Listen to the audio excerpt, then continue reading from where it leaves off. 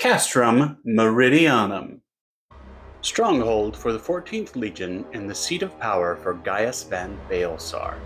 In order for Operation Archon to succeed, the Castrum must fall. And thus is the Warrior of Light and their companions dispatched to the Castrum to end the 14th Legion and the Imperial presence in Eorzea once and for all.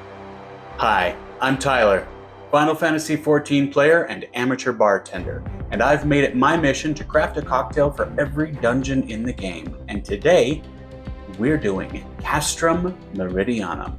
Welcome to a Cocktail Reborn. Let's get started.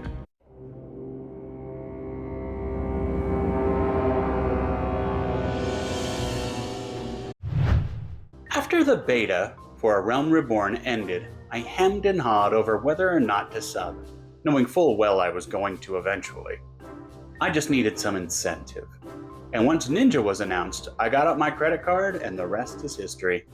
So by the time I actually got to the Castrum, it was about 2.3, and most people had already run it. So my first run through, I felt like Randy in A Christmas Story. Come on, guys, wait up! Come on, guys! Come on, guys, wait up! Everything was so confusing, and everyone else knew what to do, and I just stood there, twiddling my axe, waiting for someone to point me at a boss to tank. Fishing for iron giants, disabling shield generators. This was a very involved dungeon, and, with 8 party members, a complete shit show. But that was kind of what was fun about it. When they eventually made the cutscenes unskippable, it made it a bit more tenable for new players, but the 8-man format was still insane, and I loved that insanity. Now it's just kind of a tank and spank, and it's lost a lot of that spark. Better for teaching mechanics to new players, but when I'm having trouble coming up with a drink that seems appropriate for the dungeon, I have 3 backup strategies. Number 1, what style of drink haven't I done yet? Number 2, what are the bosses, and how can I tie them to a drink? And number 3, screw it, let's find a drink with a funny name that I can riff on. So I tend to work on 3 drinks at a time, and I'd already come up with Wanderer's Palace and Praetorium, but Castrum Meridianum kept evading me. As it is now, there's nothing special about the instance other than Livia, so I knew she was going to be my muse. So I cracked open my copy of Smuggler's Cove, which I would recommend to anyone who wants to get into tiki drinks, and started looking at drink names that suit Livia perfectly. The way that Livia talks about her commanding officer, it is clear that she is head over heels obsessed and in love with Gaius. However, if you do the sorrows of Werlit, minor spoilers by the way, you find out that he thought of her like a daughter, which doesn't make sense with a lot of the dialogue in 2.0, but whatever. And she is nothing if not ruthless. Something that is obvious when she raids the Waking Sands, kills most of our comrades, and kicks our favorite cabbage to death. So when I stumbled upon the Merciless Virgin, created by Skipper Kent himself for his now closed tiki bar, I knew I had my starting point. Let's craft. I wanted to go rum on this drink because it has been a while, and this is a tiki-inspired drink. But I also wanted the spirit to reflect a little of Livia. And since she basically acts like a moody, murderous teenager, I thought a lightly aged rum would work nicely here. I'm going Jamaican, because that's what I like, and so I'm using Appleton Estate Signature. The young tribunus is nothing if not passionate, and I chose to represent that with passion fruit syrup. A little tart, a little sweet, and it melds well with the other ingredients. As a tribute to how painfully complicated this instance used to be, I'll be using 2 liqueurs that add a lot of complexity to the drink. First, I have my homemade Falernum, recipe linked in the description, to add some complex spice notes. Secondly, an ingredient that doesn't get used enough and that I can't get commercially where I live. Thanks, weird Utah liquor laws. Swedish Punch is a tea-based liqueur made in Sweden that is traditionally homemade, so I looked up a recipe and went with that. I don't even remember where I got the recipe. I don't use it often enough that I feel like I'll need to make it again for some time, and by then hopefully I'll be able to make a run out to Lee's Discount Liquor in Wendover and pick up a bottle. Cronin is probably the most popular brand commercially available, so that's probably going to be a good starting point for your shopping.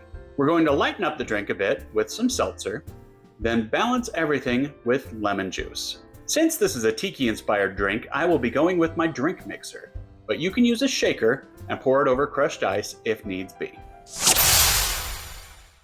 Into the drink mixer tin goes 3/4 of an ounce lemon juice, 3/4 of an ounce of seltzer, 1/2 ounce of Swedish Punch, 1/2 ounce of passion fruit syrup, 3/4 of an ounce of Falernum, and 2 ounces of our rum. Add 10 to 12 ounces of pebble ice and flash blend for 5 to 6 seconds, or shake for 15.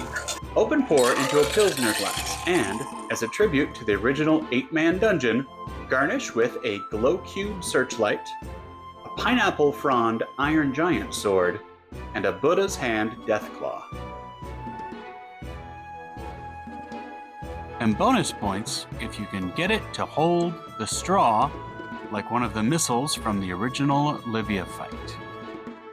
And here it is, the Castrum Meridianum. Let's give it a taste. Cheers!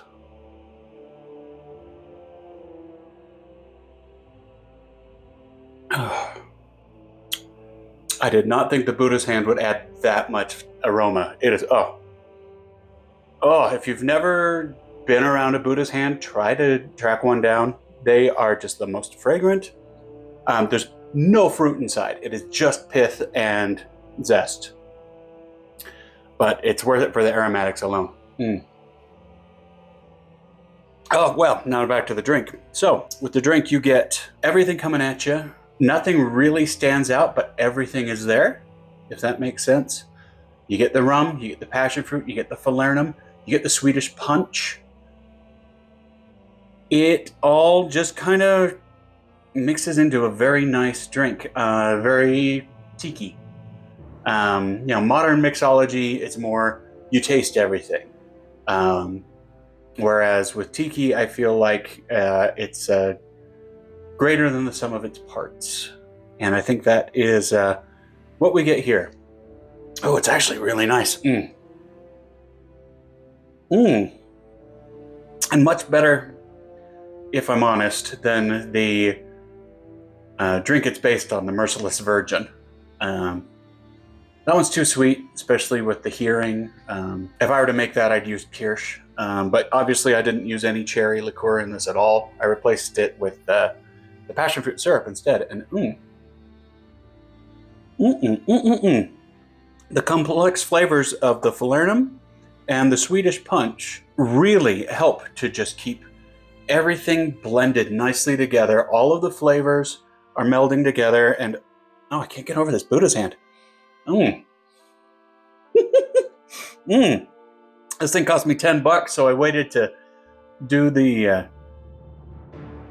garnish until I was recording, and man, I'm glad I did. You get my pure reaction to that. I'm gonna drink this whole thing before the video's over. But yeah, this one's definitely going in the books. It's Ooh, that's good. And there we have it.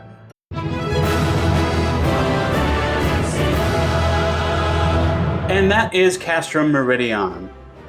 Please leave a comment if you decide to make this drink. I made it to my personal tastes, so your mileage may vary. Please like, share, and subscribe if you liked the video, and stay tuned for the next one, which is the Praetorium. And until then, well, you cannot have him. His dreams and ambitions, his body and soul, they are mine. Do you hear me? All mine! Cheers.